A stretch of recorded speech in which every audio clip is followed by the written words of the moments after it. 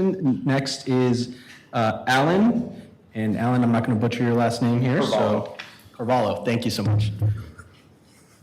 Good morning. My name is Alan Carvalho from Cathedral City. I just wanted to remind everybody that we have a lot to be proud of here at COD. I want us to work harder to be more proud. I want us to work harder to stop smearing the image of this beautiful campus.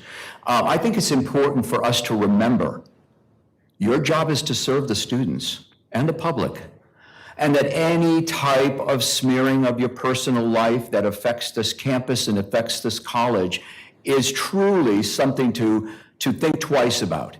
Because when we badmouth each other, when we create scandal on ourselves by drinking and driving, we're not good representatives of the student body. We have to try harder. We're the adults in the room. It's important for us to be those adults. We have students depending on us, looking up to us.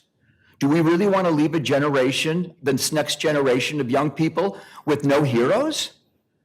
Do we have to come back to the campus, run for office on this board to make things right again? I mean, how much has the previous administration before our last president have done incredible things for this campus, phenomenal, like bringing the foundation where they could fund young people who are exceeding in grades to come here for free. And let me remind you that the Latino community on the West Valley is a large community in need of the Palm Spring campus.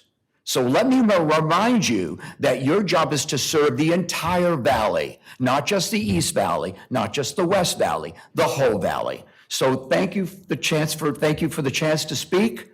Continue to do your job, and remember, let's be the adults in the room. Thank you. Thank you.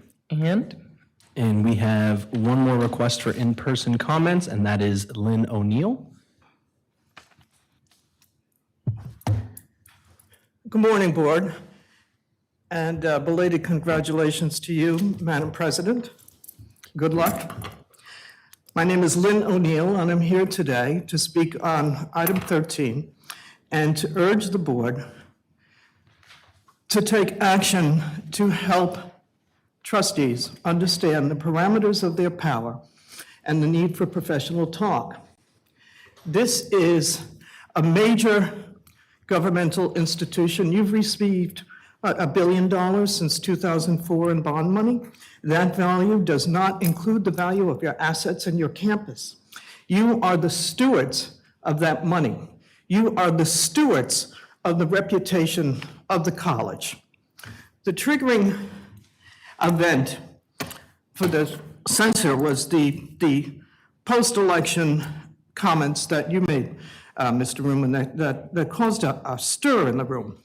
I wasn't surprised by them because I followed your social media, which was also steeped in racial animus and inappropriate stereotypes, and even embracing hate nicknames assigned to Democratic women who didn't agree with you. It was really appalling. That's the first event. The next event, post-election, is there are some communications about giving yourself raises and extending the contract and giving a golden parachute to the former president. You know, it's tantamount in law to ruling from the grave. Your term was done. The next, we have this cannabis letter going out. You're a governmental educational institution bound by all of the rules concerning endorsements. It's not right to infer that this governmental board goes along with this cannabis group where you're also on the board, young man. And in terms of your personal problems, I sincerely wish you good luck. I really do. I mean, this is Southern California where people love comeback stories. Of greater concern, if I read the docket correctly, is you refused a chem test. Now, I'm just an old retired lawyer, but I'm old-fashioned. I don't think any defendant with a refusal to take a chem test should be writing about cannabis. Stop talking. That's how you got to this place in the first place. And you know, you're not alone, young man. Trustee, Madam Trustee, you gave an interview to the Desert Sun wherein you stated that the board should spread the love, which I thought was a bizarre term, and use protected bond money to redevelop downtown cities. That's illegal. You advocated illegality in the only newspaper in town. If you don't have rules, or if you don't enforce rules, or if you don't create new rules, Excuse me, the time is up. there are no rules. Have some clarity of thought about the realistic position that you're in. Good luck, folks. Thank you. Any more? Madam Chair, that was the final request for this item.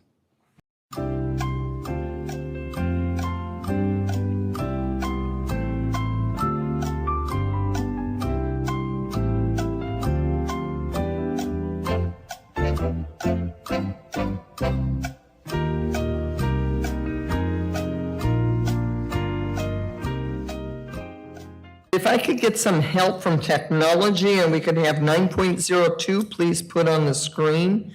That would help us out tremendously. Thank you. Okay, so item 9.02 was pulled. Can I have a motion to consider this item, please? Usually the puller. Move. Okay. Second. Trustee Perez, yeah, thank you for the motion, and Trustee Gonzalez, thank you for the second. If I could have Trustee Gonzalez, you pulled the item, so would you like to speak to your concern, please? I'll ask Trustee Perez too.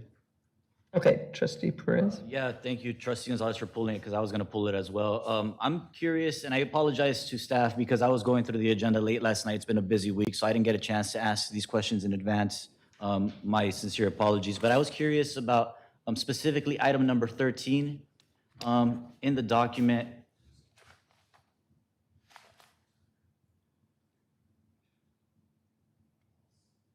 I'd just like a little bit more of a explanation on what exactly they're going to do. And it doesn't have a bond, a dollar amount, so if you could just break it down for me a little bit more, please. Yes, thank you so much for your question. I'm going to defer the question to Vice President Garcia to provide the board with a little bit more detail. Sure. So this is our financial advisor that helps us work with our underwriters when we're going to go ahead and issue a bond. So this is the same company that we've been working with for the last few years.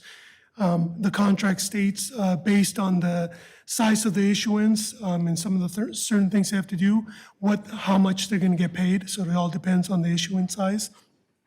So really, they don't get paid until we issue the bonds. We're looking to issue bonds sometimes in the first quarter, if not the second quarter of next year.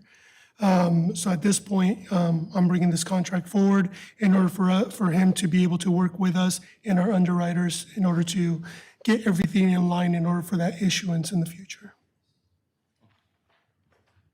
Thank you, VP Garcia. I think that explains it for me. Thank you, sir. Okay, we have a motion on the table to. Madam Chair, I had one. Yes, I'm sorry. I had one under 9.02 as well. It's the MOU with One Coachella. And I was wanting to understand it a little bit more because I know we've had MOUs in the past where they weren't real clear and we ran into some issues. Are they charging a percent of overhead when it says we're putting up $150,000 for direct scholarships and they're matching it? Is any of that going to overhead of One Coachella? I'd like to ask Vice President Baker to provide a little bit more detail on your question, Trustee Kinnaman. The One Coachella, the money that we put up is from our SEA funds. It's our equity money. And just to give you a little context, this came out of a study in 2021 when our Student Equity Committee, which is a shared governance committee of the institution, was looking at equity issues. We had disproportionate impacts for our male students, not only in persistence from term 1 to term 2, but also in transferring to other institutions. So this initially came as a recommendation from that committee to engage, and they're looking at what type of programs are out there, and this was a mentor program that's out there that One Future is involved in. Now, as far as the dollars, we put up 150 from SEA funds, Student Equity and Achievement dollars, and then they put in 150 from their area. And it's really about driving the mentorship of the program. You know, they do a lot of different activities. They hire the staffing to help drive it. And it's really about supporting our students and their success, particularly our male students. And it's the only program we have at our institution that really focuses on the success of male students based on the equity data. Vice President Baker, do you happen to know if, to Trustee Kinnaman's question, if there are any indirect costs Yeah, I that are don't know. built in? Let me ask Dean Phillips, who's more involved. Do you know if there are any indirect costs on this? That's your question, correct? The first.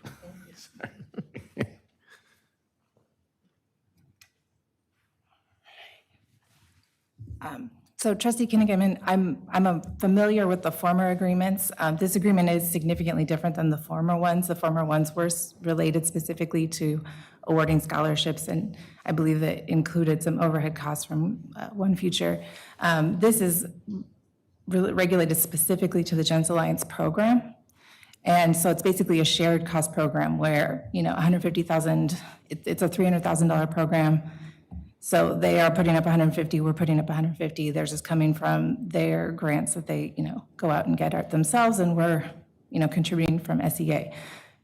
Certainly, you know, they have staff related to the program, so certainly there are overhead costs associated because it's their staff that are mentoring their students. They're putting on these events. They have, you know, again, they're basically half of the program, but they're operating the entire program.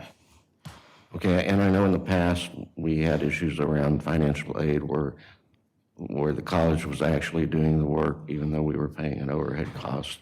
So you're indicating we're not doing the work of the program? No, this program is not, scholarships may happen for the students who are in this program, but this is not a scholarship program. This is like a special program focused on the success of male students, focused around mentoring, which they're providing.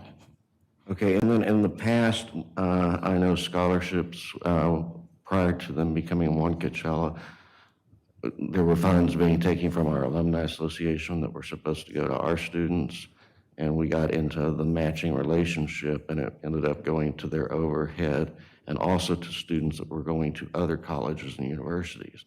So it's strictly dedicated to students attending COD? Yes, this program is Gents Alliance, which are for enrolled males at College of the Desert to participate in the program. And then in here, I was reading the MOU. It has a reference in here about it being described in section 12, in section 12-month scope of work and strategies. I didn't see a 12-month scope of work and strategies in the material. Does that exist? We have, I can look, I know that we have an annual report because the first year of this program was last year. And so we were building a lot throughout the year and to create a new program. So we have an annual report that can show all of the things that happened last year. And we have a list of planned activities for this year with approximate dates, but not final dates. Trustee Kinnaman, is that something you'd like us to provide? I think the detail would be of value. It won't prevent me from supporting it, but I just wanted to, since it referenced it, it just led me to the next question. Does one exist since it wasn't here? So great. Thank you very much. Thank you, Dean Phillips. Okay, are there any other questions? I just have one question related to the information that VP Baker provided regarding the funding. Just for my own personal knowledge, I know in the past, and obviously we can't hold anyone here responsible for anything that a former person said, but I recall when former VP Ramot was here, I asked how the program was funded, and his response was it was a pass-through. But now I'm hearing, so was it just incorrect information that was provided at that time? I can only speak to how we do it now. and I'm not sure what, I'd have to look and see, get some more context on what he had said, but we do use student equity and achievement funds from our end. And from what you can see, and again, can't hold you responsible for anything that VP Ramont said, but from you looking at this, is this where this has traditionally been funded from? Like, there's never been a change?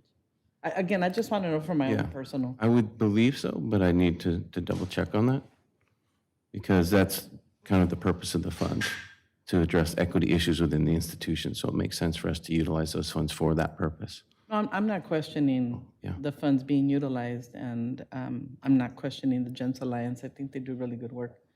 But it just caught my attention, when Trustee Kinnaman was asking the questions. And I think my coffee was strong enough this morning. My memory kicked in. And I thought, that's interesting, because I was given a different answer. But it would be good, again, just for clarification for me, so I'm not wondering. Of course. But thank you. Thank you, Vice President Baker. Any other questions from any trustees on this? Or anything else on this item, 9.02? I had some concerns on some of the things that I read, but I noticed that they're all lumped into one, so. Well, you can ask the question. If you want to separate it out, No, we can separate it out. I think we have a pretty long agenda, so I don't want to do that, but I'll just, vote how I feel that I should vote. It's just unfortunate because it's all like lumped together, but that's okay. Okay, so at this time, if there's no further questions, we'll be taking a vote on 9.02. If I could have President Hope take the roll call vote, please. Student Trustee Zarco. Yes. Trustee Oden. Aye. Trustee Kinnaman. Yes. Trustee Perez. Aye. Trustee Gonzalez. No. Trustee Stefan. Aye. The motion carries with 5 ayes and 1 no.